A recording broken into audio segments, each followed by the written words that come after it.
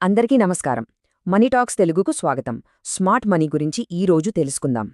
సినిమాలు ఫ్లాప్ అయినా, business down అయినా కొందరు మాత్రం ఎప్పుడూ రిచ్గానే ఉంటారు. ఎప్పుడైనా ఆలోచించారా ఎలా అని? దాని సీక్రెట్ ఏంటంటే పాసివ్ ఇన్కమ్. ఇది వాళ్ళ మెయిన్ జాబ్ కన్నా చాలా పవర్ఫుల్.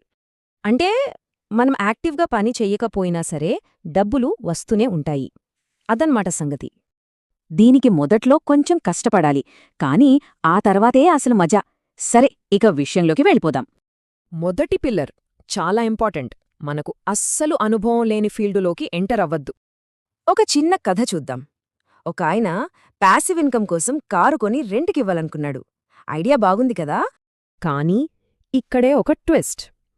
అతనికి కార్లు, వాటి మెయింటెనెన్స్ గురించి జీరో నాలెడ్జ్. రిజల్ట్ ఏమైందంటే లాభాల మాట దేవుడెరుగు, నష్టాలే వచ్చాయి. అందుకే ఎక్స్పీరియన్స్ ముఖ్యం. కానీ చూడండి, సునీల్ శెట్టి లాంటివాళ్లు తమకు బాగా తెలిసిన ఫీల్డ్లోనే సక్సెస్ అవుతారు.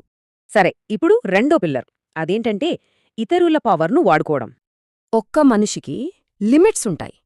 పెద్దగా స్కేల్ చెయ్యాలంటే ఒక టీం ఖచ్చితంగా కావాలి. రిలయన్స్ గ్రూప్నే తీసుకోండి. అక్కడ వేల మంది ఉద్యోగులు పనిచేస్తున్నారు. ఓనర్ అక్కడ ఉన్నా లేకపోయినా బిజినెస్ నడుస్తోంది, డబ్బులు వస్తూనే ఉంటాయి. ఓకే, మూడో పిల్లర్ ఏంటంటే మన స్కిల్నే ఇన్కమ్గా మార్చడం. ఒక వీడియో ఎడిటర్ని చూస్తే ఒకే స్కిల్తో 3 రకాలుగా సంపాదించవచ్చు. ఐఏఎస్ కోచింగ్ సెంటర్లు కూడా అంతే. వాళ్ల నాలెడ్జ్నే కోర్సులుగా అమ్మి చాలా ఎక్కువ సంపాదిస్తారు.